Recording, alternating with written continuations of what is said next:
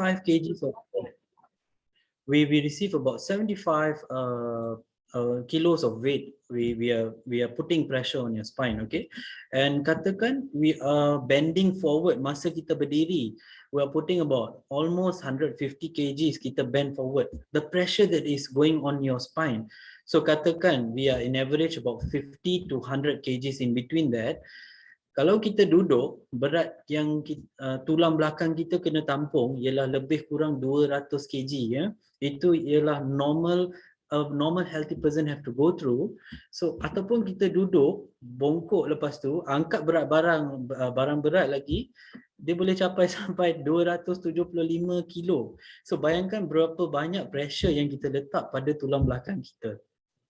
Hanya buat aktiviti seharian ni saja. Saya tak masukkan lagi kita lompat lah, kita buat exercise yang tiba-tiba mula squatting, tak pernah exercise, kita terus mula squat. Pressure yang kena disk kita tampung ialah sangat-sangat tinggi ya. So this is something we always must remember when we are doing a certain activity. How will it affect our disc or our spine every time we do something? So satu lagi sampel on poor posture sahaja. Sekarang ni kita banyak guna mobile, all these activities, right? Movements, kita gunakan tulang belakang kita, neck especially, right? So ini kalau kita tengok tulang belakang kita ni, this is our cervical spine, which is our neck, right? This is a normal curve in your spine, okay? Kita tengok dia lebih kepada macam C shape, okay? This is a normal spine. Apabila kita dah masuk kepada phase 1 ataupun let's say this is a cervical spondylosis ataupun masalah degeneration yang tadi saya bincangkan, dia akan masuk tulang leher kita ni, dia akan straightening. So kalau ramai yang pernah buat x-ray ataupun tahu pasal dia ada masalah leher, dia buat x-ray ni, doktor akan bagi tahu, oh your spine is very straight now, it's very much like a bamboo spine. So ni boleh contribute to this kind of symptoms, headache, sakit leher, rasa otot-otot semua tension selalu, shoulder pun rasa macam tak ada selalu rasa macam ketat. This whole area is always stiff and it affects your headache sometimes, okay? Apa yang berlaku kepada phase 2 ialah dia dah mula jadi arthritic ataupun degenerative changes. Dia tekan pada disc kita, dia tekan pada macam-macam soft tissue around the area. So symptom dia rasa penat selalu ataupun rasa nak pitam. Kadang-kadang kita duduk, kita bangun, kita dapat postural hypotension. Sebab apa? Postural hypotension ni macam kita duduk, kita bangun, kita nak berdiri ataupun kita nak berjalan, tiba-tiba rasa nak pitam, rasa sesuatu, everything around you is pusing. Ada dua sebab lah, satu daripada ears, your infection, or either it is your neck problems, okay? And then paling teruk kita dah tengok lah yang kadang-kadang kita tengok kepada elderly people, dia dah bongkok macam ni dah, phase 3. So dia dah jadi kronik sangat dah. Sampai tulang tu dah tak nampak dia punya normal C shape here. Dia dah jadi macam overall almost going to be a very strong C shape here. So curving in your spine. So kalau phase 3 ni most of the time is irreversible or is something very difficult to manage. But there is still possibility to go into a pain-free situation. So kita kena tahu dulu what is causing the pain, okay? So benda ni I want to highlight very much sebab this is the current trend dekat Malaysia, which is your text neck syndrome, okay? Semua orang kita tengok handphone all the time. Sekarang Shopee, Lazada memang ada banyak coins dia orang bagi kan. During the 88, 77, 66, 55, 44 donuts, 12, everybody is online. So we are always looking in the phone in this angle. I'm not saying don't look at your phone because there's a lot of offers and I also go for the coins sometimes. But importantly is you have to look at the right angle lah. Jangan tengok ke bawah, always keep it more eye level so you know that you're looking at the right angle.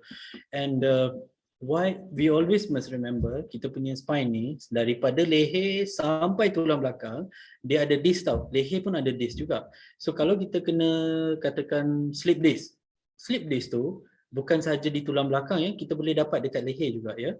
So kita kalau of course we often kata alah dah tua-tua ni macam-macam sakit kita ni, tak habis-habis lah, satu daripada satu lagi. So sebenarnya kalau kita tua ataupun kita dah mula berumur, tak sepatutnya lebih kurang 30 umur 30 ke atas, tak sepatutnya kita ada apa-apa jenis sakit, kecuali kita ada trauma yang tidak dapat dirawat lah, ya, tidak dirawat awal-awal, so dia mula jadi kronik. I will explain the chronic part of it later. So age, umur ni masa kita muda, kita rasa kurang sebab our muscles are very strong, dia masih boleh support badan kita. So we can still have lesser injuries in a younger age. But as we age, lack of activity, movement, this is one thing I want to highlight also, that our body, we lose muscles every year. Kita akan hilang otot kita, ya, ataupun otot kita makin lemah setiap tahun. 20%, 7% up to 20% of muscle loss every year, ya. So bayangkan kalau we are young, we are fit, we are active, we are moving about, and as we are aging, every 1 year 7% daripada otot kita makin kurang, we are going to lead to a lot of issues, sebab tulang otot kita yang sebenarnya pegang tulang kita, support tulang kita. Kalau otot kita tak kuat, macam mana tulang kita tu yang tulang tu berlaga lepas tu, sebab tulang, apabila muscle is very strong on top, it will pull your bones together, so dia punya friction tu sebenarnya is very much lesser. So strengthening is very important. Kita selalu dengar exercise is important. Why is it important? Because of this. Because if we don't strengthen our muscles, dia punya tulang dengan tulang berlaga, lama-lama dia jadi degeneration, ataupun dia akan jadi arthritis lah. Kita selalu dengar lutut tu habis gel kan, itu yang jadi arthritis tu sebab the muscles are not strong to support your tulang lah. Okay, so other factors, biasanya umur. You see, look at this girl's spine, dia umur dia menampak muda lagi, tapi she's light, she's young and she's thin, you know, her neck is already at this angle kalau dia tengok TV, handphone. So kalau kita tengok, kalau if she's not focused, if she don't take care of it now, her whole spine is going to be very bad. Dia ada longer neck, and if she put on weight, or if she start developing medical problems, katakan hypertension, katakan diabetes tiba-tiba, and this spine is not going to give her any much benefit anymore in the future. And what happens? Tengok, I think Puan Sharina pun ada discuss ya pasal kita punya lung capacity, breathing technique, voice and all that, right? So kalau kita bend our neck forward, actually it affects your breathing, 30% of your vital lung capacity. So if our breathing is not good in the first place, oxygen don't reach to your cells in your body, how is your body going to repair things which are damaged in your body? So kalau boleh, may result up to 30% of your vital capacity. I think that's a very huge amount of lung air in your body. Okay, we need very good, we need enough oxygen in your spine. If your spine, in your lungs, if your lungs is not breathing well, your healing in your body is affected, everything else is affected, and we age more disruptively. Okay, so okay, I will just make it a bit more interesting over here about our complaints ya, daripada I have focused this specifically for teachers. So symptom, cikgu akan datang, dia akan bagi tahu. I have a lot of academics, educators, patients that come. So bila saya tidur, bila saya nak bangun tu, saya rasa macam dipukul satu badan, rasa macam penat sangat. Masa bangun tu sakit satu badan. Lepas tu tidur malam tu mula terganggu. Lepas tu saya bangun 2 kali, 3 kali pagi tu. Saya kadang-kadang bangun pukul 2, tangan rasa sangat bisa. And then dilanyak trailer, macam-macam lah symptoms ni. Lepas tu badan dah jadi macam kayu. Yang peliknya lebih sakit apabila tidak bergerak. Apabila bergerak tu rasa okey, tapi tak bergerak tu dia rasa macam kayu je. Saya setiap kali bergerak macam Robocop juga. Lepas tu urat tersepit, berbulan-bulan saya hilang fokus kerja. Apa yang jadi? Bos marah. Bos marah ya, kalau bos marah stres lagi. Kenapa jari saya tak boleh bergerak? Rasa macam ada sesuatu yang locking dekat sini. Saya tak boleh nak tegakkan jari saya. Ataupun ini lagi ayat power, dia kata kebas hati dah lama, tapi kebas kaki dengan tangan ni baru lagi. Baru dia 3 tahun. So baru ni bukan 3 tahun ya, sebenarnya itu pun dah lama juga. So macam mana kita manage your pain apabila kita mempunyai masalah begini? we will be focusing, kita akan mula manage pain kita dengan semua cara-cara yang ni lah, management. So kita mula dengan painkiller, sometimes we take Panadols, extends. Panadol pun sekarang saya rasa ada macam lebih kurang 10 jenis dah saya rasa. Macam-macam jenis Panadol yang ada, extend, for menstrual, for lower back pain, untuk sendi tulang, untuk macam-macam lah isu, macam-macam jenis ya Panadol. Lepas tu Yoko-Yoko ni mesti ada dalam bags. Yoko-Yoko pun dah, we are a very good contributing factors on all this. And Yoko-Yoko pun ada banyak jenis, ada merah, ada biru, untuk sejuk, untuk panas. Lepas tu ada yang baru, kita buat dry needling ataupun acupuncture, makan ubat-ubat pil herba ataupun ayurvedic ataupun apa-apa jenis ubat tradisional. Lepas tu chiropractic ni untuk adjust tulang-tulang belakang kita, ataupun kita akan mula urut tradisional, urut modern, macam-macam ya, minyak, sapu minyak. Lepas tu ada yang jenis pukul-pukul, ada yang jenis scrubbing dan yang lain-lain lah. Okay, dia banyak jenis cara rawatan dia. So most of the time kita akan cuba buat exercise juga. Kadang-kadang kita tengok apa yang sakit belakang kita, we will try to treat the problem with exercises. We have Google nowadays. Google will give you all the basic type of injuries that you have and how to fix the problem. So what is next? Kalau semua ni tak berjaya, biasanya we will get a diagnosis. Lepas tu kita akan cubalah. Kita biasanya we try to self-treat first. If your treating yourself doesn't work, then we go to a doctor. Say, I think this problem is getting very bad now and it's not helping for me to recover already anymore. I have no other way of healing the problem anymore. I really got to check what is the issue. I think I need to go and see a doctor. So I always suggest is go and get from a certified consultant. Your condition is worsening. That means you go to a person who is specialized in the area, let's say orthopedic surgeon or a very experienced physiotherapist, or a person who is medically working based on evidence-based practice. So that is very important, okay? And then investigate your problem. Kalau doktor tu rasa macam perlukan X-ray, he will do an X-ray or MRI or CT scan, whatever which is necessary. And then we will go into medical management. So itu yang kita takutlah biasanya. So medical management ni ada terbagi kepada beberapa rawatan, okay? So katakan medical management ni, doktor akan biasa mulakan dulu dengan, again go back to your painkillers or non-steroidal anti-inflammatory drugs, NSAIDs, okay? Muscle relaxants, pain modulator, apa-apa yang boleh stop your pain towards your brain, we will stop that first. Because I forgot to let you all know that actually pain management is my specialty. So I've been working a lot on treating pain conditions, okay? So we need to make sure that your pain is at a minimum power. Only then you can actually fix your problem of healing your pain. Pain is actually a stimulation from your brain to tell you that you ni ada masalah dekat sana. So bila sakit tu kurang sebenarnya, you dah mula kena rawat masalah tu. Bukan sampai sakit tu dah tak boleh bangun baru kita rawat ya. Because bila kita dah teruk sangat nak rawat, it takes a longer time to heal. Masalah tu dah jadi komplikasi kepada secondary problems to other things already. So bila kita ni kecil-kecil ni dah ada sakit dah, terus rawat masa kecil-kecil tu, dia tak jadi besar. Dia akan stop over there. And you will not suffer a problem all your life actually. We can fix a problem in a very younger age. So we humans are designed in such a way that sementara ni mesin tu masih boleh jalan, kita jalan lah. Sampai mesin tu tak boleh jalan, baru kita stop cari apa pula besar ni tak boleh jalan. Don't do that. We are very much early. If we diagnose in a very early stage, you fix the problem very much faster, and you don't need to do sessions after sessions of treatment. You tak payah buat treatment yang lama. You boleh buat short term 1 or 2 treatments and you're perfectly fine. So if your problem is diagnosed in an early stage, okay? So kalau katakan injury tu dah sangat teruk, doktor biasanya surgical management tu ada macam-macam ya.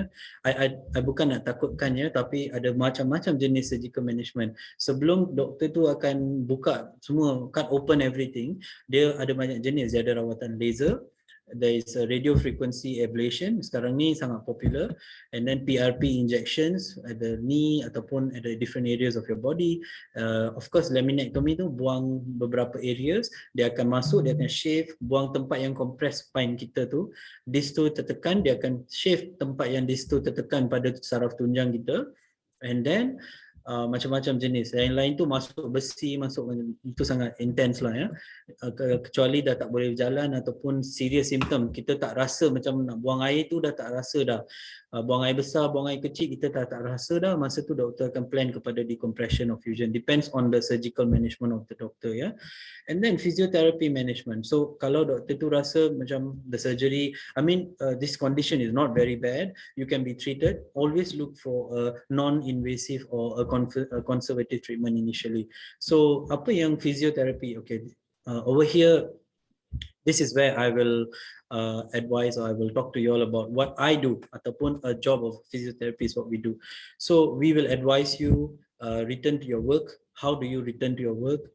Home exercise programs, what kind of activities you can do, apa yang jenis modification in your lifestyle you can do, and then we can look at your approach. Bila you kena masalah ni, dah acute ke, dah chronic ke, ataupun masih subacute, is in between chronic and acute, ataupun apa jenis. Kita boleh start back your musculoskeletal pain screening, questionnaire and assessment. So chronic dengan acute ni sangat penting because we need to know berapa teruk you punya isu ni, sebab adakah dia lebih daripada 3 bulan ataupun kurang daripada 3 bulan masalah sakit you ni. So katakan sakit belakang ni kurang daripada 3 bulan, always, most of the time, the injury is treated, most of the time, is treated 100%. So because it's still in an acute stage, it's much more easier to treat compared when it goes more than 3 months, 6 months, 1 year, okay? So, apa jenis rawatan yang kita boleh beri? Biasanya panas, sejuk, massage. Okay, therapeutic massage ni by certified ya, bukan saja massage biasa, urut biasa ya. Someone who has a certification to know to do a therapeutic massage.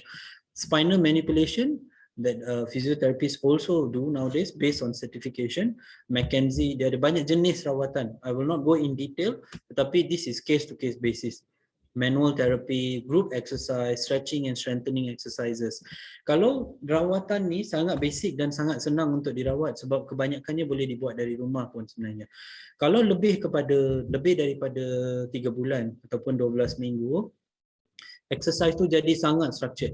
Dan rawatan tu dia jadi lebih kepada pain management. Kita kena buat electrotherapy, ultrasound, pain management, banyak jenis mesin-mesin yang diguna kadang-kadang kalau sakit tu terlalu banyak, ataupun kita kena tukar cara rawatan tu lebih kepada kognitif, multidisciplinary. Kadang-kadang fizio saja atau orthopedic surgeon saja tak boleh rawat kes ni ya, dia kena refer kepada other different approaches to treat the pain. Okay. So dekat sini kita ada chart dekat sini, kita nak tahu apa jenis sakit yang ambil berapa lama nak baik. So macam mana kita nak tahu apa jenis sakit kita ni? Kenapa lebih daripada 2 minggu saya rasa sakit ni tak teruk lah, tak okey lagi. Saya main futsal ke, saya lari ke, saya duduk saya terjatuh ke. Kenapa? Kita kena tahu. Macam mana kita nak tahu? Inilah cara dia. To know is by knowing the time frame of your pain. Katakan kalau kita terkena muscle tertarik, otot tertarik biasanya, maksimum pun 2 minggu. Kalau kita duduk, kita rasa kita kena duduk ni, kita tertarik apa-apa ke, kita katakan tengah mop, tiba-tiba rasa tarik dekat tulang belakang, lower back kita, ataupun kita duduk, tiba-tiba rasa macam kebas, tiba-tiba hilang je dalam 2 hari, 3 hari tu. Biasanya, most of the time, it's muscle. Most of the time muscle tu dia jadi sangat spasm, dia tekan pada urat kita, so kita rasa sakit. Itu saja. Jangan panik, jangan takut. Apa ni kebas, saya tengah kena serangan jantung ke ni, saya rasa tangan kiri saya dah mula kebas. Jangan takut, jangan stress yourself even further unless you are a heart patient or you know your symptoms of heart conditions, then you will be more worried. But if you're young, you don't need to worry of getting a heart attack. I know recently there's a lot of young people getting heart attacks. Don't worry. Serangan jantung, sakit kebas tangan kiri kita, okay? Tapi kalau ramai yang kita kena symptom ni, biasanya most of the time is coming from your neck or your spine. So muscle spasm saja, okay? Kalau serius, maksudnya ada koyak dalam tisu otot kita lebih daripada 3 bulan sampai 3 bulan. Kalau lebih teruk kadang-kadang sampai 6 bulan juga. Tetapi rawatan ni After that, it goes on its own. Kadang-kadang kita tak buat apa-apa pun rawat hilang, sakit tu hilang terus. Tapi kalau kita boleh tahan lah sampai 6 bulan, siapa boleh tahan sakit tu sampai 6 bulan kan? So kita have to look for a treatment for that time. So katakan ligament, kita berjalan, we sprain our ankle, we go from 3 days to up to a year pun dia boleh ambil masa nak rawat ligament ni. So kalau tendinitis, ligament ni sebenarnya sejenis tisu yang covering kita punya joints ataupun tulang-tulang sendi kita ya. Tendon ni dia ni macam string saja. Dia can attach daripada tulang, dia attach kepada otot-otot besar kita. So dia tendon tu lebih susah nak rawat sebenarnya. Ligament dengan tendon ni lebih susah nak rawat daripada otot ya. Ataupun cartilage. Cartilage tu dia ada satu layer on top of atas tulang kita tu. Dia ni warna putih. Kalau kita makan KFC tu kita tengok tulang putih tu, itulah cartilage. Okay? So apa yang kita kena buat? So why this talk is here? Actually we want to prevent things that will worsen. Ataupun kita dah ada masalah tu, kita nak cara nak rawat kita dan improve kita punya sitting posture. Banyak benda yang berlaku dalam aktiviti seharian kita bermula daripada kita duduk sebenarnya. So that is why this is very important. All this explanation that I gave just now is actually related to your sitting posture. So posture, duduk, or after you sit for a very long time, if you want to stand up, you're having pain. Or let's say your job is just, kita tak boleh buat apa, we have to do work from home, right? We have to sit for many hours. What we need to do, this is what next we are coming. So this is a clear example of good posture versus bad posture. So what happens? Kalau we put a line over here, we draw a long line here, straight here, all the way down, it's most of the time you're in one line, straight line. Bila kita dah mula ada macam S sedikit over here, it starts to trigger problems. Of a lot of problems, bukan sahaja problem dekat tulang belakang tapi everywhere. Sampai kita dah ada scar tissue. Tisu parut ni jadi isu besar sebenarnya. Sampai dia boleh affect sampai pada masalah-masalah sistemik juga ya. Breathing and pressure, fatigue, selalu cepat penat, sakit perut, sakit belakang, sakit tulang, macam-macam sakit. Bukan sakit hati, sakit lain daripada sakit hati. So, what happens as you see a physiotherapist? So kalau jumpa a physiotherapist ataupun jurupulih perubatan ni, apa yang kita akan buat dulu? Biasa kita akan observe dulu. I will go roughly just give you an idea apa yang kita buat dan apa yang cara kita boleh try to assess ourselves, to look in ourselves in the mirror and see apa lemah. Adakah shoulder level kita ni sama? Kalau shoulder kita level dua-dua side ni equal ataupun high and low one side, adakah neck kita tilted on one side? Adakah leher ni pergi ke arah sebelah? Bukan sebab kita ambil banyak selfie tapi sebenarnya dia ada masalah dalam tulang kita. Posture assessment. Kita akan assess tulang you. Tengok level shoulder, level tulang pinggul kita ni, lepas tu tengok ada rotation tak dekat sini. Ataupun ada masalah flat feet. Ada ramai yang ada masalah flat feet juga. Tapak kita tu dia flat. Sepatutnya ada curve tapi dia jadi flat. And then kita ada alignment issues ataupun kita akan buat neuro assessment. Kita akan check pada reflexes, kita akan check pada muscle wasting. Apa ada? Every body gives us a story actually about ourselves. So let's say you present to me in a different angle, suddenly bila you datang nampak tapak kiri otot kita sangat kecil atau sangat wasted daripada sebelah, that tells us a story. Probably mungkin you dah ada nerve compression ya. So benda-benda macam ni. Ataupun gait assessment ni, cara you berjalan. Cara you berjalan tu tegak ke, bengkok ke, macam tu kita kena check. So ergonomics. So cara rawat ni. Okay. Cara salah satu easiest way everybody should practice ergonomics working from home is check your eye level. Okay, this is basic ergonomics ya. Masa kita duduk, pastikan cara kita duduk ni adalah aktiviti yang paling penting ialah cara kita duduk and your eye, you have enough lighting. Light is also a very important area. Pay attention to your posture. Selalu jangan duduk ke depan macam tu and extend your neck ya. So if you're sitting like this, and you're putting your pressure like this, it is going to create worse problems. But if you're sitting more straight like this, okay, you're sitting more straight, you actually improve a lot of your blood flow, your oxygen levels, everything else is affected. Remember, our whole body is connected.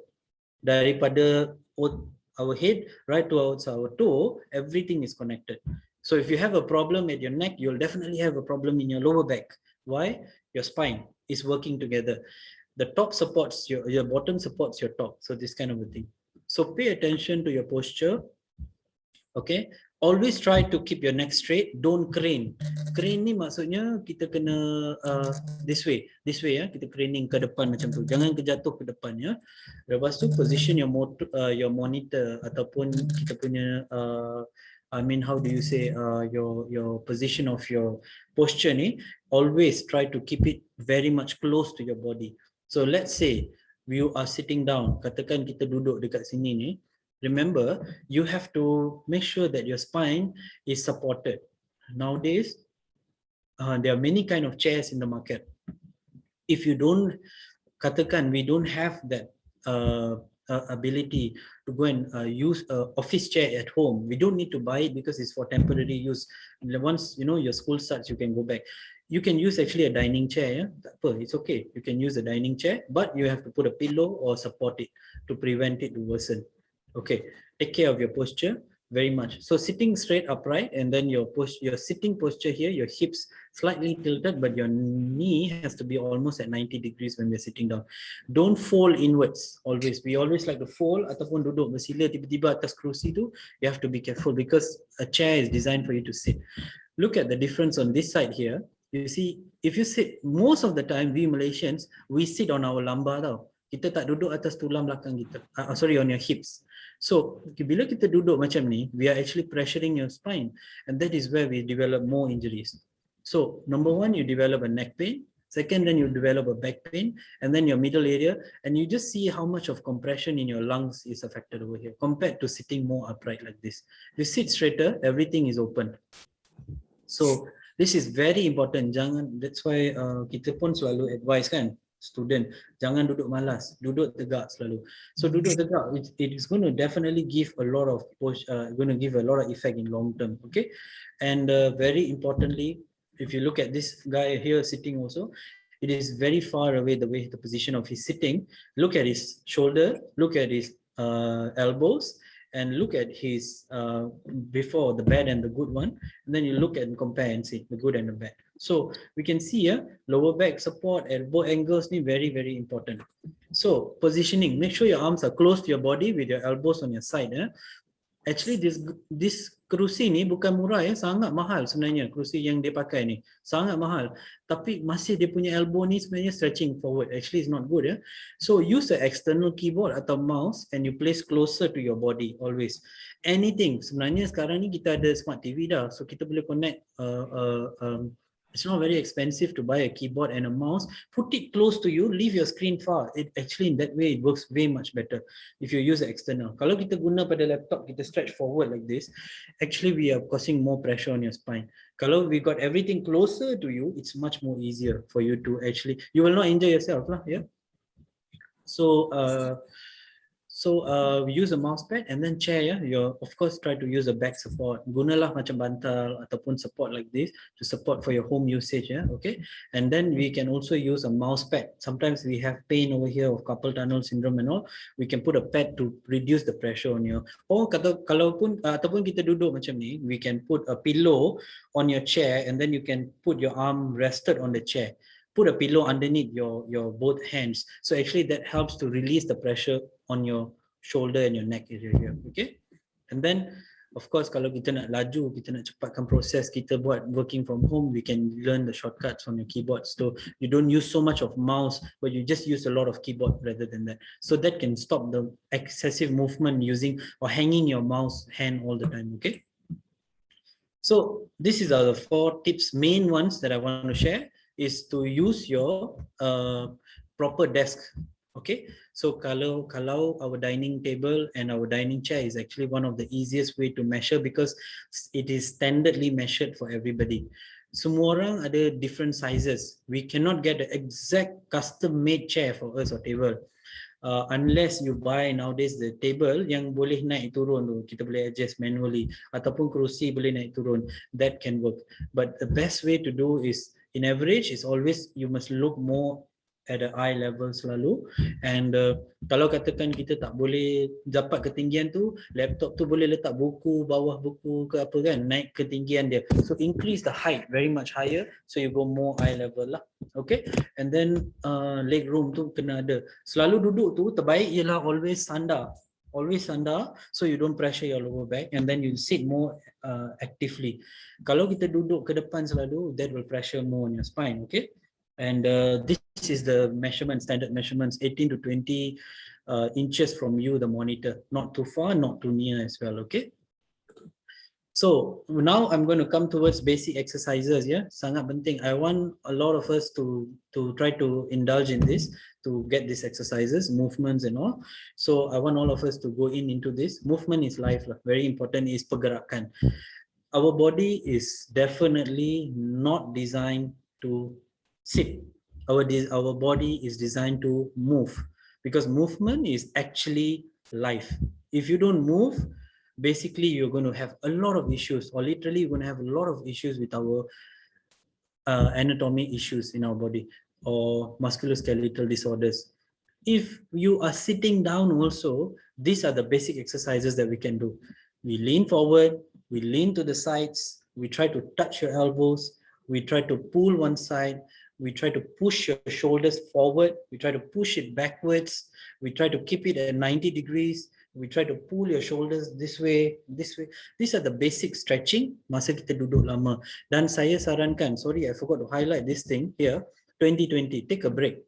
Always, kalau kita tengok screen lebih daripada 20, put a timer. Sekarang kita ada smart watches that reminds you if you're sitting more than 1 hour, wake up and walk. Kan? We have smartwatch, we have all this.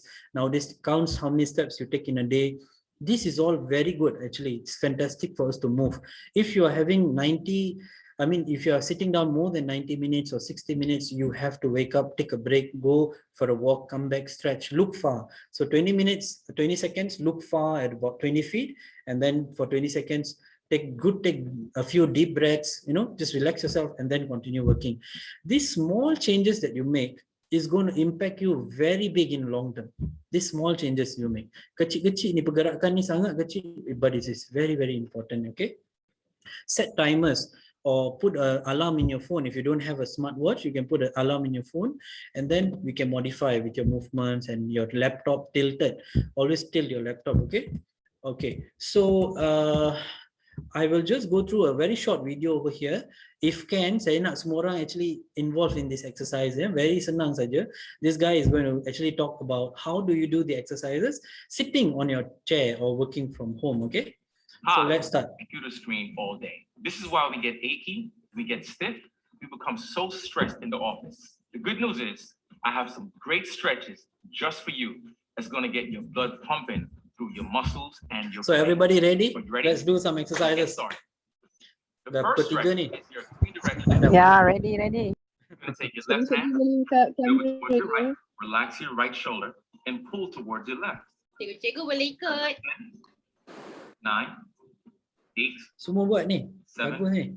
6, 5, 4, 3, 2, and 1. Come across to the opposite side. Now remember, this stretch is excellent for opening up your pathways. Believe it or not, through your breathing. You have about 5 more seconds to go. Don't forget to relax the shoulders. 3, 2, and 1. Now interlock the fingers together. Come behind the head, elbows in, and press down. We're going to hold that for 10 seconds. Now, a lot of times we tend to hold up tension in our bodies, and that tension builds up in the back of your neck. You have 5 more seconds.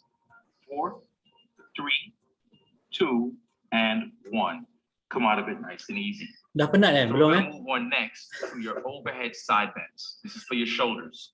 You want to take your left hand, bring it up, get your right hand to come up to the top of that elbow, and you're going to pull towards your right side. Hold that for about 20 seconds. This is excellent for opening up your lats and your shoulders. You're sitting in front of the desk all day. Guess what? You get tight in the shoulders. We have 10 seconds. You want to release that tension and keep your body feeling great. 5 more seconds. 4, 3, 2, and 1. Come out of it slow. Saya boleh tengok ramai juga Steve dekat sini. Right hand up, left hand grab, yang buka screen. pull towards your left. Another reason why the stretch is so good for you is right in your rib cage. This is where we hold a lot of air pockets. And you want to open up, and you want to inhale, and you want to exhale. 10 more Tarik seconds. nafas, always do 9, breathing together with your exercise. 7, Jangan 6, buat laju sangat, tertarik 5, pula otot nanti. 4, 3, 2, and 1. Come out of it easy. So we're going to go on to your pistol stretch. I'm going to turn sideways. I want to give it an angle. You want to take your hands and hold it like a pistol, and you want to separate your shoulders. So yang ni kita kena tolak shoulder kita ke bawah, ke depan ya. Push forward. Stretch forward as much as you can. Macam tembak tu. From sitting down. Stretch forward as much as you can. Okay, so we have 10 more seconds. 9, 8, stretch forward 7, your shoulders. 6 more stretch. 5, 4, 3, 2, and 1. Come out of it. Very good. Click on an option to continue. So these are like the basic ones, yeah. So okay, so far And if you exercise have ni. any health questions. So basic, these are the most basic. So as we are sitting down, actually we can do so many kind of exercises like this. Make Okay? sure to read. Sorry. Hi, I'm Donovan. So we have a few Your personal exercises here. trainer. Humans were not. This guy is going to be repeating that. Hi. I have no idea why this doesn't go off. Okay. Sorry, 1 minute.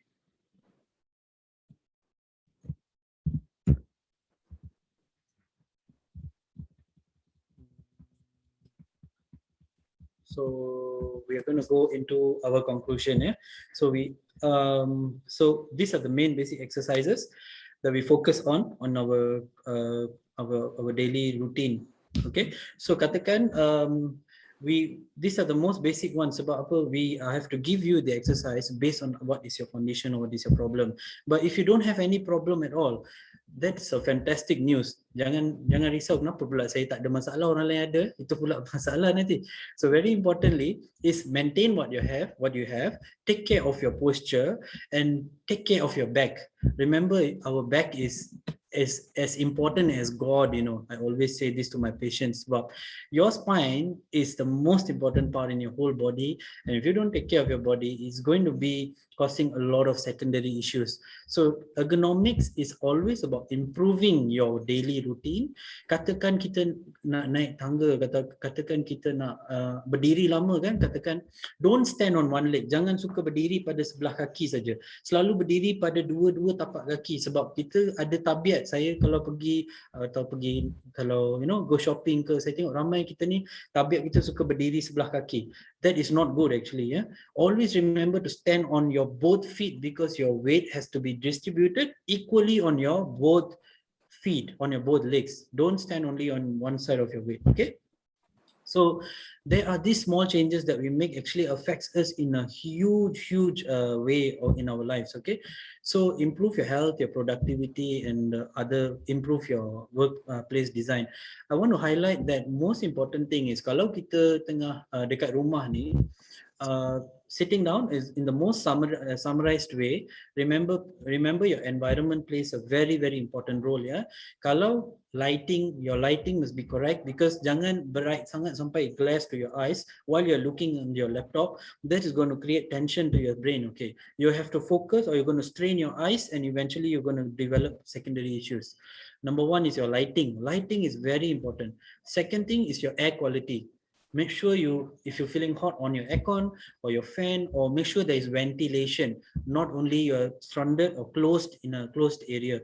Don't do that. And number three is your sound pollution. Anything that you are affecting your focus on doing your daily routine, itu yang akan jadi issue kalau you tak focus and you're forcing yourself to focus because of sound pollution.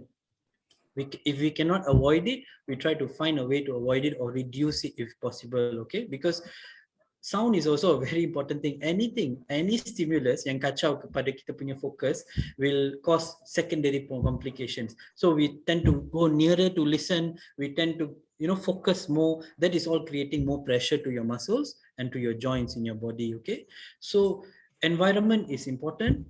And there are small changes you can make in your house, like yang apa kita sebenarnya suggest tadi, working yourself from home.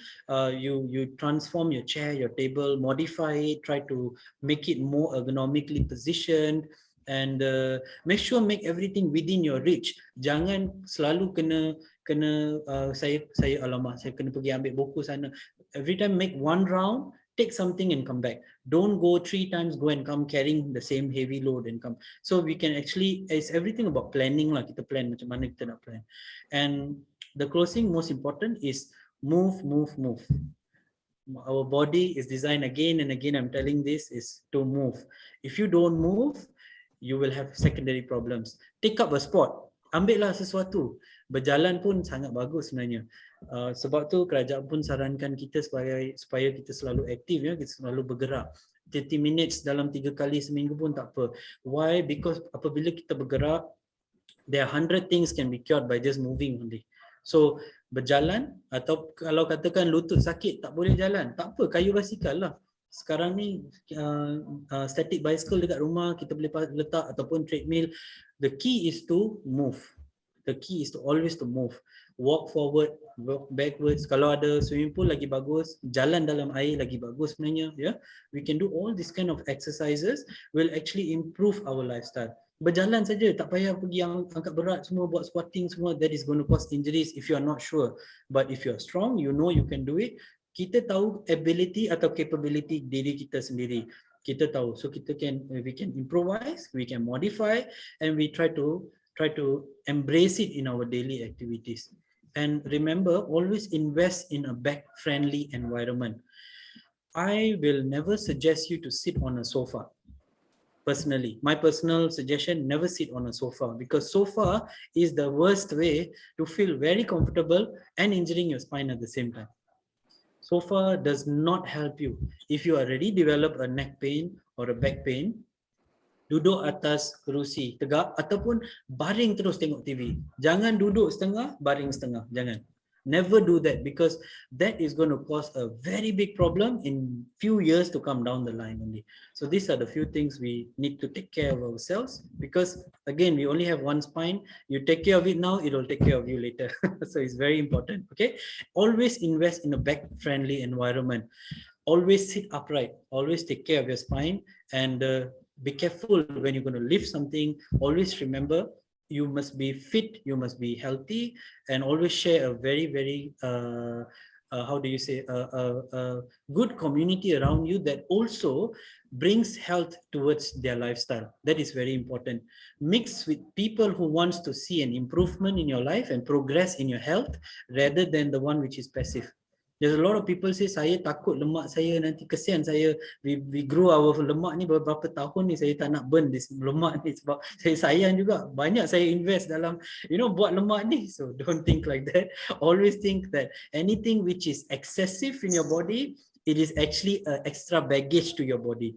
Your muscles can only take that much. Kalau kita duduk dan kita ambil barang pun dah 275 kilo pressure on your spine, then I will think twice to have a stronger muscle to support that spine. Okay, so I think over here I end my presentation. Thank you so much for everyone's attention. Terima kasih cikgu-cikgu semua for giving me this attention. Yeah, so please, I want questions.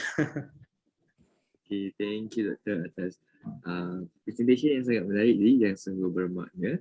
Jadi we have several questions here. Selain dari itu, cikgu-cikgu, kalau contoh cikgu nak terus tanya kepada doktor pun boleh juga, cikgu boleh tekan raise hand, so nanti kita boleh bagi peluang kepada cikgu untuk bertanya. So saya teruskan dengan soalan pertama dahulu daripada cikgu Nasrin.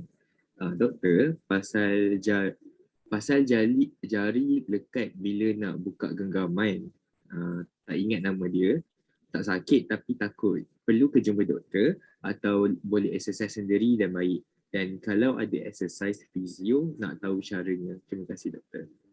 Okay, so kalau jari tu, sorry, you were not so clear. Maksudnya jarinya dia tidak bergerak, is it?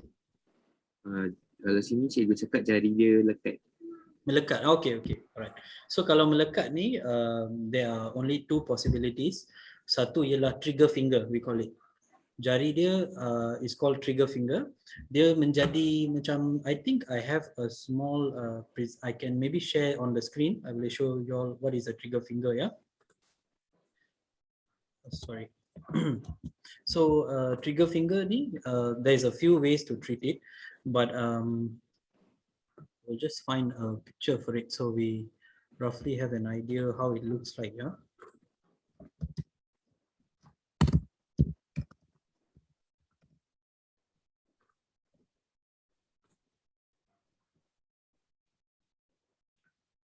So yeah, okay. Sorry, yeah. So we can see what the trigger finger is over here, right? This picture over here. So dia ni sebenarnya tendon tu, dia jadi macam satu nodule over there, and it limits your movement. So if you're having an issue like this, especially dia jadi macam satu nodule ni, it will stop, then dia melekat. So kita rasa macam kenapa kita kadang-kadang kena tarik jari tu macam tu. Okay, so trigger finger ni dia ada banyak phases. How bad is your grade 1, grade 2 or grade 3 of injury? So katakan kalau dia dah melekat teruk dah, dia ni sebenarnya tak akan sakit ya. Kalau trigger finger ni dia jadi stiff saja. Masa kita nak tarik, masa tu je sakit. Lepas tu masa badan kita dah panas, sakit tu akan hilang. So kalau isu macam ni, first of all, tengok kepada severity. How bad is your severity of your pain ya. Kalau katakan dia melekat sikit-sikit, kadang-kadang saja, that can be managed by yourself. So cara-cara dia ialah number one, kita selalu cuba urut tempat yang rasa nodule tu. Urut perlahan-lahan, jangan buat keras, jangan ketat sangat, dan jangan atas bawah ya, dia tolak ke bawah atau ke atas saja. Katakan kalau dia melekat ke, dia ada cara dia nodule tu move ya, movement tu. So kalau boleh kita tolak ke bawah macam tu. Kita cuba urut dia perlahan-lahan, make the nodule smaller every day, day by day. Apply some ointment boleh, you can apply katakan you can apply any kind of if kalau rasa macam sakit, don't put a lot of heat pun tak bagus. Tapi kalau tak rasa sakit, dia rasa macam nodule tu, kita cuba urut dia macam the bulge tu, kita cuba urut dia perlahan-lahan. Eventually actually it starts going off on its own. That is if dia tak serius lah, cuba urut slowly. Tetapi kalau dia dah melekat, selalu masa nak tarik sakit, nak buka, that you have to seek for treatment. Go for physio.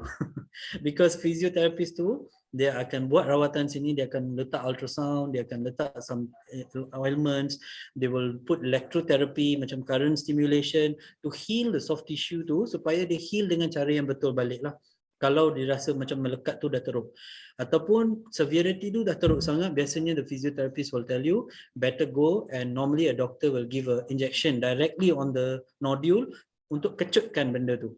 Tapi biasanya the injection sometimes it's a steroid injection, so we will try to avoid any kind of invasive methods. So suggestion is always try a few sessions of physio first lah. Tetapi if you feel the pain is tak teruk lah, boleh selalu rendam tangan dalam air garam ya. Air garam atau hot pack. If you have a hot pack, you can put it, soften it first, and then urut dia perlahan-lahan where the pain is, or mana jari tu. Kalau dekat thumb ni, dia lebih susah sebenarnya untuk hilang, tapi kalau dekat jari is faster to heal. Dan tengok berapa jari sebab ramai orang ada many fingers that's having the lock also. So that is one more thing. So this is the best way to treat this trigger finger. Okay, thank you Dr. Next kita berangkat. We move to Teacher Hasliza punya question. Teacher Hasliza tanya, sakit di bahagian bahu, di atas bahu, bahagian skapula, dah bertahun-tahun. What is the cause, ligament or bones, dan apa cara untuk rawatan? Okay. So semua cikgu ni macam-macam, dia selalu ada trigger point ni ya, biasa sebab kita angkat berat, kita angkat. So biasanya tulang belikat ni, this area ya. Normally I'll just show it to you all. Tempat ni nampak, do you all see the screen? Okay. Yes. Yeah, okay. So this is the area. Kebanyakannya dekat tulang belikat dekat sini, dengan atas sini selalu ada macam kalau kita pergi urut ni, selalu orang urut tu akan cakap aduh semua tempat ni ada angin lah, kena buang angin tu dia kata. So sebenarnya itu bukan angin this is actually a nodule or a trigger point kita panggil. So shoulder trigger point, I mean the rhomboids trigger point ni kita panggil ni, this is a very common injury that we all develop sebab of our daily routine. Bila kita bergerak, bila kita angkat barang tu, tulang belikat tu akan friction dengan rib cage kita bawah. Belakang tulang belikat kita ada rib kan, kita punya ribs. So apa yang berlaku ialah dia ada soft tissue dekat sana macam a ligament or a soft tissue muscle tendon area there. Dia akan rub around the area and eventually develop a trigger point there. So trigger point ni sangat kompleks ya. Kalau dia ada banyak jenis, dia ada active trigger point, dia ada latent trigger point, dia ada macam-macam jenis ya. So cara yang terbaik untuk rawat benda ni, kalau dah bertahun-tahun masalah ni, biasanya dia boleh dirawat ataupun dia dah jadi parut lah biasanya. Kalau dah lama sangat dia jadi injury, dia akan jadi parut. So macam mana cara terbaik? Nampak nodul ni dia akan jadi macam ni. Dia akan jadi macam nodul yang tak biasa. Otot biasa pergerakan dia punya muscle tissue tu macam ni. Kalau nodul dia jadi macam tu, dia jadi macam bengkak besar-besar macam tu. So cara yang terbaik ialah number one is always first apply a hot pack. Kalau dia tak bengkak, kita letak panas dulu, kita lembutkan otot tu, and then we can actually use a tennis ball, rub against the area, go to the wall, lean against the wall like this, put a tennis ball in the middle, and then you slowly try to roll the tennis ball on the nodule area. That is the best way to soften it, reduce it, and eventually try to avoid things that is always doing repetitive movement dekat shoulder tulang belikat tu. Try to avoid pulling, pushing, carrying something for a long time. Saya tahu juga ramai yang kena sakit ni sebab dia buat plank exercise ataupun dia buat push up selalu. Bila kita buat banyak push up ataupun plank exercise tu kan, kita cuba tahan lama-lama untuk muscles tu, they will also develop this pain. So how to treat this problem is number one is try to loosen it up, break the nodule. Dia punya, sebab dia pun trigger juga, so cara rawatan sama macam trigger finger ni. We try to loosen up, tapi kat belakang kita tak boleh urut kan, ataupun kalau kita suruh orang lain buat, dia orang buat salah, dia bengkak pula nanti jadi. So terbaik ialah use a tennis ball, lean behind and then slowly go up and down your body, try to rub against the area which is painful.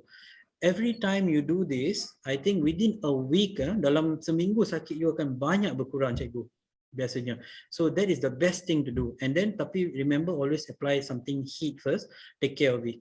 And then kalau boleh pergerakan. At the end of the day is the repetitive movement lah. Bila kita, again like I said earlier in the talk, if you are having an injury and then kalau kita we are keeping it for many years, that is going to give a secondary problem. So kalau katakan sakit tu makin teruk ataupun sakit tu selalu akan ada, cara terbaik ialah try to manage your pain first, try to do all these exercises. Kita kalau tengok dekat you see if you look at Google itself, macam-macam orang akan tekan macam ni especially like this, dia akan tekan, tahan lama-lama, lepas tu release. Kalau kita buat ni, biasanya dia akan bengkak balik, lepas tu dia akan cuba sembuh. Badan kita kan cuba sembuh sendiri biasanya most of the time ya. So kalau kita tekan lama-lama dan tak lepas, dia macam ni, kita tekan dan tahan lama-lama dia akan membengkak, lepas tu it will heal again. So the best possible way is using a tennis ball, my recommendation lah. So we'll go up and down using a tennis ball lah.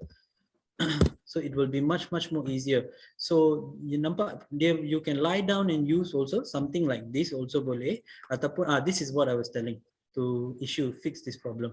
So this is one of the exercises yang kita boleh buat dari rumah lah. So kalau buat macam ni, the pain is still there cikgu, then I think it's better you see a physio, because then they will also do the ultrasound and all that kind of treatment to break down the scar tissues to heal in a proper way again. Okay. So Hello, next, doktor. Yes. Hello. Yes. Nak tanya soalan sikit. Yes, sure. Saya ada masalah bila kita buat kerja atas duduk atas meja and then bekerja menggunakan laptop ataupun PC kan. So saya ada masalah dekat saya punya leher dan juga saya punya shoulders. Macam mana kita nak cure lah? Okay, simptom cikgu macam mana? Rasa sakit tu dekat mana? Dia dekat rasa leher belakang sini atau rasa bawah ni? Ataupun dekat bahu atau rasa dekat shoulder, especially the shoulders. Shoulders lah. Okay. Most here lah. Is it here? Yes. Right. Back. So we know number one problem for you is stress. Is that correct? No, I'm just joking.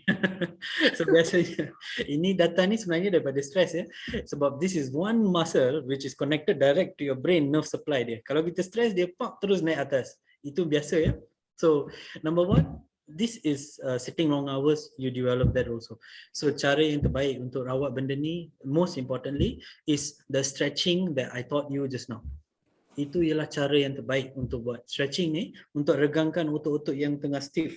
So dia tepi dan ke bawah dan ke tepi ke bawah, and then side stretching, you know, this kind of stretches. These stretches are the most effective way actually to get rid of this pressure that's built up in your cervical spine. Kita boleh guna ni juga sama juga yang tennis ball ni. Tak mahal bola ni, macam-macam dia boleh rawat. Kita boleh beli bola ni sebenarnya very effectively. Kita boleh buat, we can use macam kita boleh letak stocking, we can do an exercise at home, put in a stocking, lepas tu roll dekat atas dengan bawah dekat sini, so it can also reduce the pressure on your own. You can work on that, or the best way is at the end of the day, put a hot pack. Suamkan otot tu, because throughout the day we are sitting down kan, kita duduk lama kan cikgu, so biasa kita akan rasa sakit, discomfort tu, and normally towards at the end of the day we will develop more pain. So the best way is to put a hot pack, relax the muscles, so that the next day when you're again going to pressure it, the muscles don't become spasm. Itu yang paling penting. Kalau the pain is just coming and going, then cikgu sebenarnya tak payah risau, dia bukan sesuatu isu yang sangat besar. Kecuali sakit tu makin macam from your pain scale daripada 5 ke 6 ke 7 ke 8, that is not good. Daripada 10 lah. Your pain scale tu will decide how bad is your pain. Tapi kalau duduk lama rasa macam ni spasm, best way to do is a hot pack to relax your muscles, and then or hot shower ya. Kita boleh letak hot shower pun. Put a lot of water around the area, relax the muscles, and then apply some medicated ointments kalau kita boleh. Jangan letak ubat apa ni orang kata macam ointment yang panas ya, jangan letak panas. Biasa kita guna sesuatu yang sejuk lebih bagus kalau kita ada sakit, sebab kita akan kurangkan bengkak dia. Jangan guna panas atas panas selalu. So kalau kita rasa spasm sahaja, macam kita feel like it's very tight, macam ketat, rasa nak gerak susah dengan sakit, we can use hot pack. Tapi kalau kita tengok dalam cermin, kita nampak dua-dua side ni bengkak, jangan pergi letak panas juga, bengkak tu akan makin teruk ya. So itu yang kita kena jaga. Kita kena tahu bila nak letak panas dengan sejuk juga. Okay, cikgu. Okay, one more question is, kalau kita ada masalah macam ni kan, kita punya pillow kan, which one better? Pillow yang lembut ataupun pillow yang keras ataupun macam mana? Okay, so what do you suggest? This is $1 million question. I always get this question.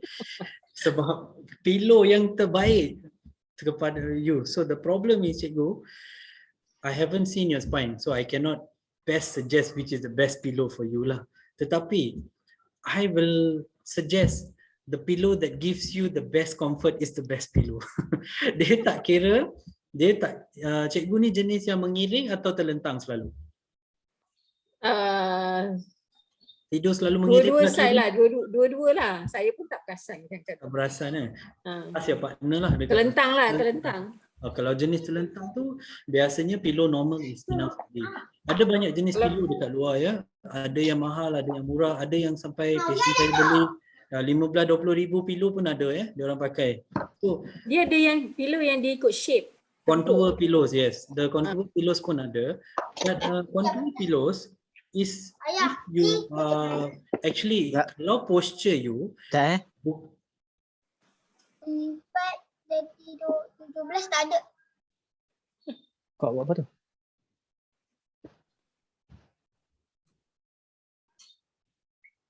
Okay, continue doctor. Okay, so if let's say your pillow is not let's say kalau kita tengah baring ni and your posture is a bit jenis yang kyphosis, jenis yang macam ni so actually you need a round pillow rather than the contour pillow. Sebab contour pillow tu lebih kepada somebody who has a flat posture, more straight, they will feel better in their breathing. Biasanya kebiasaannya kita selalu kena, our neck must be, when we are lying down, kita selalu pilih, we prefer going slightly higher than the flat lying down like this straight, rather we put our head slightly forward for our breathing sebenarnya. So if you feel that pillow is causing you stiffness or pain after a period of time, try the pillow. There is no best pillow in the world for your neck or for my neck, for anyone's neck. But contour pillows currently yang baru punya, they are working actually quite well for a lot of neck conditions. Pillow tu selalu ingat, pillow tu tak boleh terlalu keras atau terlalu lembut. Dia kena selalu firm, medium firm they call it, middle firm.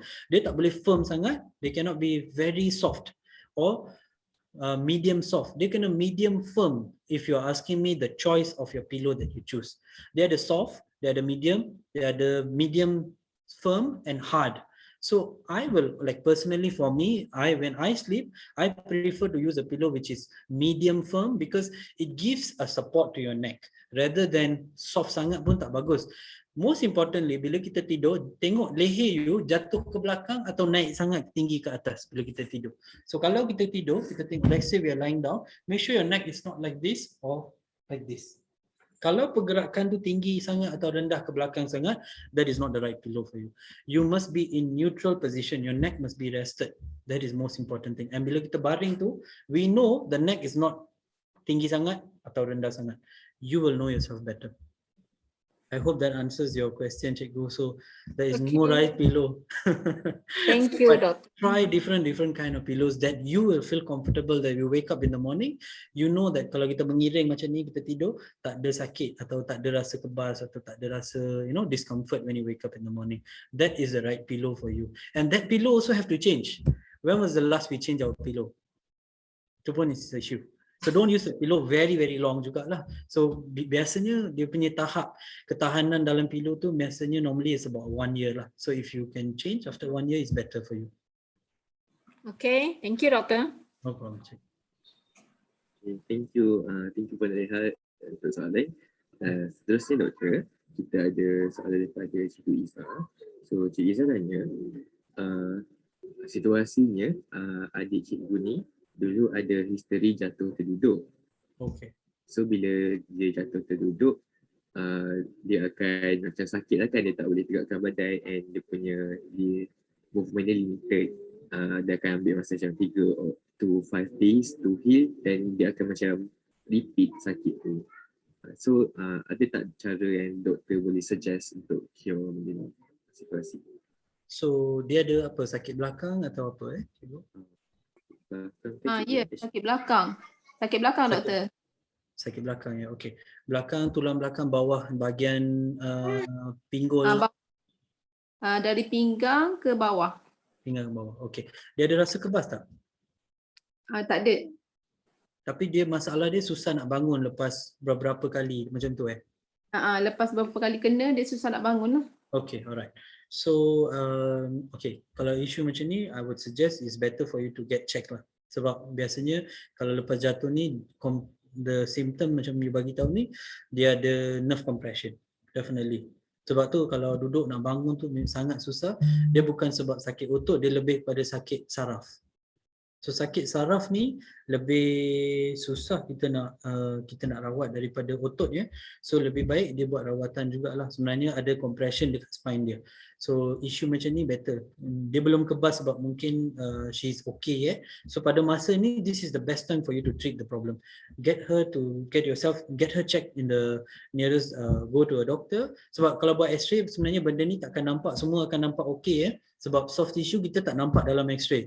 So I feel don't waste your time doing an x-ray. Suggestively go to a good physiotherapist that they can actually assess and let you know terus apa dia punya masalah. Kalau saraf dia, urat dia atau urat dia tertekan atau saraf tertekan tu, kita boleh stop the compression immediately. Dia ada cara rawatan untuk benda tu. Kalau kita buat sendiri, kalau macam sendiri, dia boleh cuba buat exercises dulu, stretching exercises dekat rumah untuk tulang belakang dia. So basic stretching exercises you can Google also, it's not difficult to do. But kalau cikgu dia dah ada sakit tu sampai tak boleh berdiri, tak boleh berjalan, I feel this is a bit serious lah. It's better you seek advice from a doctor or better go and see a physiotherapist to fix the problem. Because nerve compression gives a slow, dia saraf ni dia bukan macam otot tau, kita sakit kita terus sakit. Saraf ni dia akan perlahan-lahan sikit-sikit, dia akan bagi you sign and symptom, dia akan datang pergi, kadang-kadang lepas 2 tahun dia datang balik, lepas tu hilang, lepas 3 tahun datang, tapi bila dia datang kali ketiga, kali keempat tu dia makin teruk dari first time, atau kali kelima tu terus tak boleh bangun. Saraf tu macam ni dia punya simptom. So you kena jaga. That's why I'm telling better you go and seek for a treatment. Okay, cikgu? Okey, terima kasih doktor. So soalan seterusnya daripada Teacher Sarah. Doktor, kalau pakai tilam core yang mahal, adakah membantu hilangkan sakit belakang? Tilam mana? Tilam core. Kowe. Oh, ya. Itu sekarang boleh bayar bulanan tu kan? Yang Napier tu. Yeah. So, again, tilam yang jenis yang ada, okay, tilam ni again is another thing that we are looking something like pillow. Most importantly is your spine. Cara yang, tapi I feel personally if you ask me, tilam macam Kowe ni I feel is okay. It's bagus lah sebab dia guna latex, full latex. Dia bukan jenis yang, if I'm not mistaken, Kowe is using latex from Napier, dia punya brand. And Napier is a very good brand for mattress. Dia mahal. So dia guna full layer of latex saja, dia tak ada spring dalam dia punya tilam. So that's okay to use it. That's very good brand actually to use lah. So atas tilam tu pun dia ada macam sponge, I think this thick sponge to give you comfort while you're turning to your side and all. Sekarang ni saya rasa tilam-tilam yang terbaru keluar ni banyak dapat daripada approval atau endorsement daripada orthopedic doctors as well. So I suggest if you are using a COVID mattress, for using it for 10 years or 15 years also it's okay because it's latex and it's designed for Malaysian temperature. Kita kena tahu kalau rubber pun latex ni dia tak boleh temperature yang lain, dia akan, it will disturb the quality of the bed, but I feel the Kowe one is okay. I feel Kowe Kuku I think is another brand, Kuku, Kowe also, they are also taking out mattress now. And their mattresses are quite a good quality one. It is very expensive sebab kita bayar bulan-bulan kita tak rasa. Sebenarnya sangat mahal. Dia dalam 7,000 hingga 10,000 I think harga mattress tu. So yes, if your question is if it's good, I will tell you yes, it's a very good mattress. Okay. Soalan seterusnya daripada Ustaz Izhar. Doktor, jika buat urutan dengan mesin urut seragam, okay, adakah membantu untuk saraf? Seragam is the katil katil tu yang diorang biasa baring dan dia produce far infrared heat. Far infrared heat ni sebenarnya membantu, it helps for your blood circulation. It is, I will say, it is a passive way to heal your body lah, not an active way. Kalau kita ni jenis yang aktif, kita ada otot-otot sakit sini sana, we go and use this kind of seragam bed, it's okay. But if you're going to invest it and use it for treating your problem and not going and doing exercises, again depends on how you use the machine lah. So maksudnya dia sangat efektif kalau kita guna otot kita, kita rasa spasm, kita nak relax otot kita dan dia ada far infrared rays ni, itu sangat membantu sebenarnya. Tetapi kalau kita pasif, kita buat kerja rumah saja, remember buat kerja rumah ni bukan exercise walaupun kita berpeluh, kita rasa sakit, it's not exercise. Exercise is something that you do constantly for 30 minutes. Katakan kita berjalan tanpa berhenti 30 minit, itu baru namakan exercise. Kalau kita berdiri, duduk, berjalan, berdiri, masak 30 minit, you sweat depan your stove, that is not exercise, remember. That is just good for your health, but it's not strengthening your muscles. It is causing more compression for long term. So if you're using a seragam bed, after that to rasa lega, it's okay. Bagus guna sebenarnya. It will relax your muscles. It will improve your blood circulation. Anything. Tahu tak yang mesin yang orang guna untuk urut macam ni, belakang dia ada bola depan tu, macam gun sekarang, banyaklah dekat famous sekarang ni. Dia orang guna untuk otot-otot relax semua. Semua tu adalah efek sementara, bukan permanent. It helps, but there is no evidence to support, to say that is the most effective thing to treat your pain. Itu kita kena faham So kalau kita nak guna untuk kurangkan simptom kita, Tapi kalau kita nak guna untuk rawat masalah kita, so kita kena tahu untuk apa kegunaan dia lah. So kalau kita guna untuk nak maintain blood flow, kita nak feel healthy and all that, boleh guna. Tapi if you're hoping that it's going to heal your problem or treat your pain, normally it's a temporary relief. You akan rasa bagus lepas guna, tapi untuk jangka masa panjang sakit tu akan datang balik. Based on my patients that come back. Serajam ni sangat famous, katil dia sangat mahal. Saya ada ramai patient yang guna katil ni sebenarnya. Dia orang beli letak dekat rumah juga, tapi masih perlu rawatan. So it's not the bed which is going to be treating you, but it's going to be as a good blood flow to recover for blood circulation, semua okay. Tapi saya lah, if I recommend you cikgu, kalau lebih baik ialah kita duduk dalam far infrared sauna. Pernah dengar tak sauna cabin tu? Cabin tu dia macam cabin sauna, dia 4 segi kayu punya. Dalam tu ada far infrared sauna.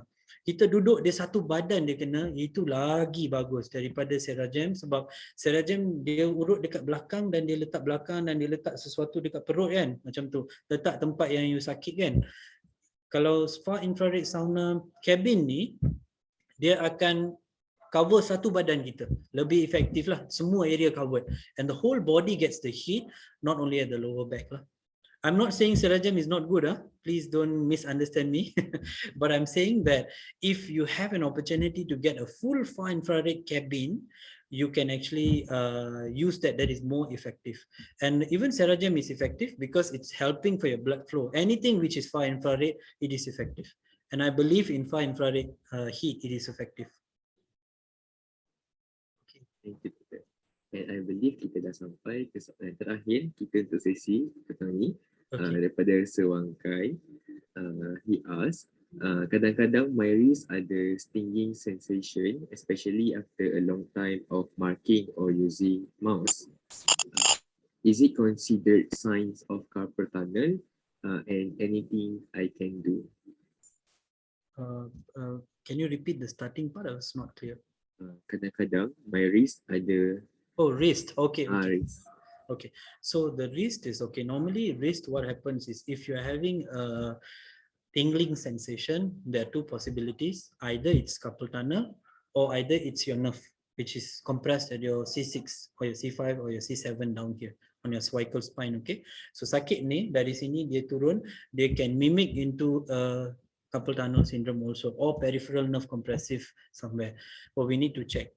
If you say kalau guna jangka masa panjang baru dia mula sakit, 100% is a symptom of nerve, saraf. Carpal tunnel ni saraf juga ya. So what I suggest to you to do is try to put a mouse pad. Have you seen a mouse pad, how it looks like?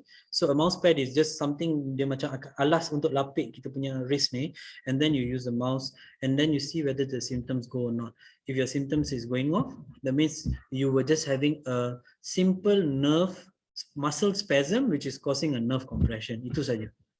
Kalau kita buat, kalau you dah guna lapik dia masih ada tingling lepas guna lama, then you need to definitely go and check whether if it's a nerve compression or if it's a nerve compression from your neck or it's a carpal tunnel syndrome. You need to check. So try the symptom, try to use it for short term first. Cuba guna mouse pad sini dulu, like to stop the compression here while you're using, you know, if you're using a mouse like this and you're going to hold the mouse all the time like this, right?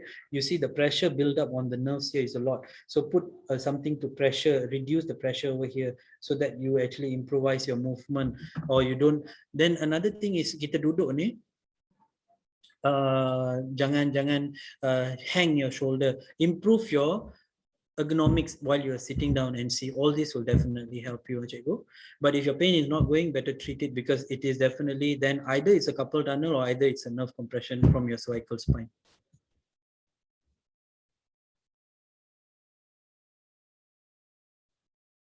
You unmute. Oh, sorry. Okay. Terima kasih Dr. Harjinder Seremban kerana sudi untuk meluangkan masa dan berkongsi dengan kita berbagai input-input yang begitu bermanfaat sebenarnya tadi. Tidak dilupakan juga sekali lagi diucapkan terima kasih yang tidak terhingga kepada rakan-rakan strategi ANSARA Taiping iaitu Unit Pembangunan Guru dan Staf MRSM Taiping, Tian Energy Senior Berhad, ALKA System Malaysia dan DG Capital Holdings. Baiklah guru-guru, sekiranya anda ingin menonton kembali rakaman ini nanti anda boleh buat sedemikian di YouTube ANSARA Taiping. Baiklah, marilah kita menutup majlis kita pada hari ini dengan bacaan tasbih kafaroh dan surah Al-Nafas.